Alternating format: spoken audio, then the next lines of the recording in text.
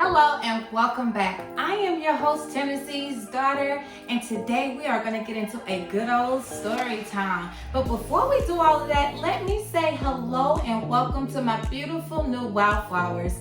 Thank you so much for subscribing. I bid you good love, good health, and good light forever and ever. So without further ado, let's get right into it.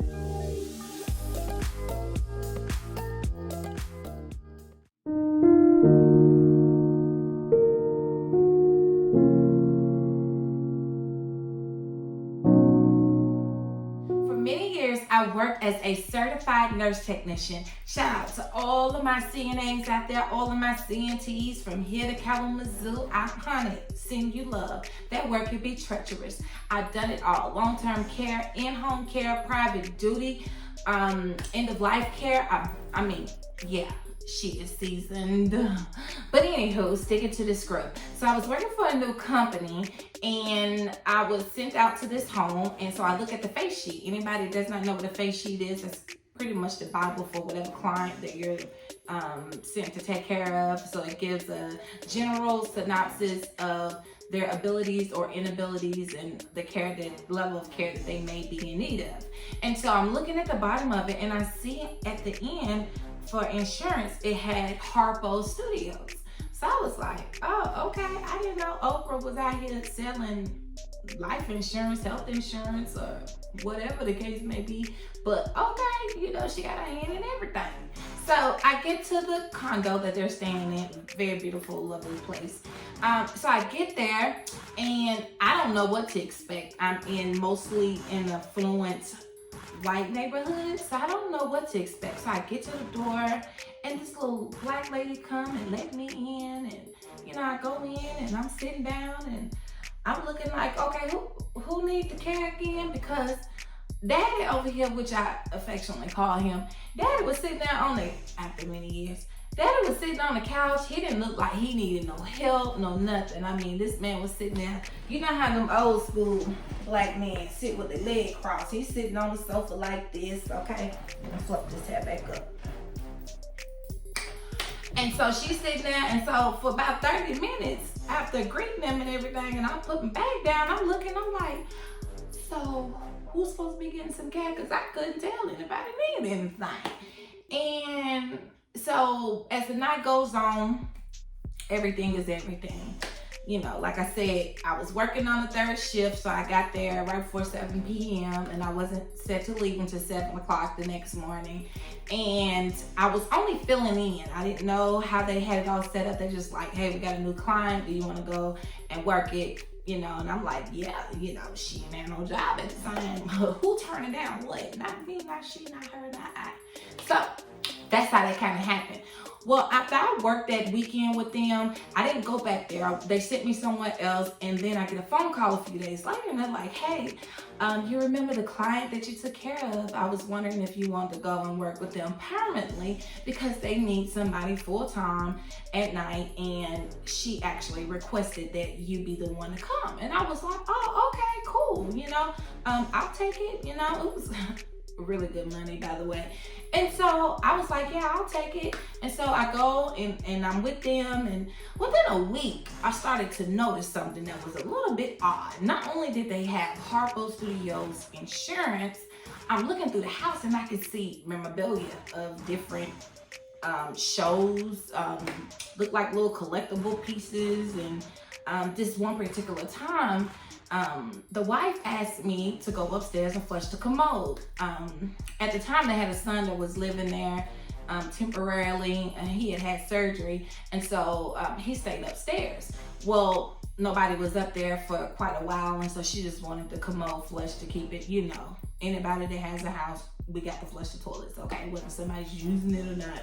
And so I went up there to flush the commode. Well, as I'm going up the staircase, I look, and there's like photos of Oprah, pictures that you wouldn't necessarily just see or have, or, like some intimate. It was even a childhood photo of Oprah on the wall. It looked like the original copy. And then photos of she and Stedman, I do believe. I can't remember exactly all of the photos that I saw on the wall, but it was enough for me to say, okay, take a mental note. what is really going on. They got the Oprah subscription magazine popping. You know, it was Oprah a little bit of everywhere in this condo. And so I don't know what's going on at this point, but clearly these people either have an obsession with Oprah or they know this lady. And so a little while go by and I needed to know, okay? I'm one of those people. I sat there long enough and ain't nobody said nothing to me. And so one night after I helped Dad get to bed, me and Mama sitting on in the his and her twin leather recliners, and got our feet up, watching the news, doing what we normally do at night. And we watching the 10 o'clock news. And so I just asked her, I was like, are y'all big fans of Oprah or something like that? Because I just noticed it's a lot of Oprah Winfrey stuff all around the house. And so I'm trying to figure out, like, what is this? And she just kind of giggled a little bit like, oh, you little fool. I mean, she didn't call me that, but that's what I felt like. And she was like, well, that's my goddaughter. And I'm like, oh, okay. So she go, godchild? All right. So I just sit on in my recliner. I said, oh, I was wondering because y'all just got stuff scattered everywhere. And I kind of left it at that. Didn't hold on to it, didn't hang on to it, didn't get too deep with it, but I felt like it was awesome, you know what I'm saying? Like, I'm taking care of Oprah Winfrey godmama, like, for real. So as time goes on, because I actually worked with her for several years, so as time goes on, and she and I talked a little bit more about it, she shared a little backstory on how it all came, how the friendship between her husband and Oprah's dad came to be, and so, I mean, I was just fascinated. So within a couple of years had gone by, and I had just helped her get out of the tub, and so she was doing what she does in the bathroom, and the phone rings, so I go dart off to go get the telephone, and I answer the phone. Hi, such and such residence, this is Nikki speaking. And she's like, yes, this is Oprah Winfrey for Mrs. And I was like, no, seriously, I was like, I didn't know what to say, didn't know. Oprah? Say what you will about the woman, but if Oprah Winfrey calling, you answer the phone, what do you do? What do you say? I had to get myself together just like this, okay? I was like, yes, ma'am, hold on for 1 second. And here I am gliding to the bathroom. Honey, don't care if this lady is presentable or not. I got to get her this phone. This is Oprah on the line. She got to talk to this woman. Let me get her this phone, child. Took her the phone, and I got on up out the way. Baby, when I tell you that was the highlights of my night that night, child. And it was a private call, so I wasn't sure. Now, had it been my own cell phone, somebody was calling me private, I probably wouldn't even answer. But, you know, it was a landline, didn't have nothing to do with me. I was at the job. And so when I seen the private call coming on, got to answer the call, okay? And lo and behold, Ms. Oprah Winfrey. So that is my story time. I don't want to dig too much into it, but this woman and her husband that I looked after, they were some of the most beautiful people ever. Like I said, I called both of them mom and daddy. They were mom and daddy to me, and that's the way it was. I spent some beautiful moments with them, and she was an excellent cook, by the way. She inspired me to dabble a little bit in the kitchen while I was with her. And not only that, I even was able to share some of her recipes with some people I knew. I told one homegirl about a cornbread, how she made a cornbread, and my sister about how she made her mac and cheese. And for a while, my sister used her recipe for the mac and cheese. Now, I don't know if she still remembers that particular recipe or not. The last time we spoke about it, I don't think she remembered, or she lost the paper she had wrote it on or something. I don't really know. Hopefully my sister dropped something in the comment and let us know what happened to that recipe, child. Okay? And so that is my story time about these beautiful people, okay?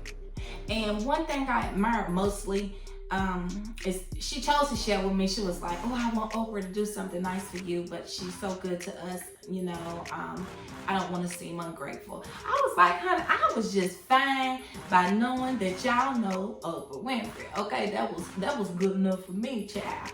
And so I appreciated her sharing just enough with Oprah about me and my existence being there, and she didn't know how I was able to do it because I was actually going to school full-time, getting a degree in communication. And so she didn't know how I juggled being a single mom, going to school, and working at night to take care of her godparents. And I thank her for thinking of me. And yeah, it can be done, Miss Oprah Winfrey, okay? Don't you got like 45 hats, okay? Ain't you out here selling everything, okay? All I'm saying is, that is my story time. I hope you guys enjoyed it. And into the next video, there is so much more to who I am. Like, comment, share, and subscribe. And know that I'm thinking of all of you as we travel through these uncertain times. Keep your head up, stick your chest out. Have a good night.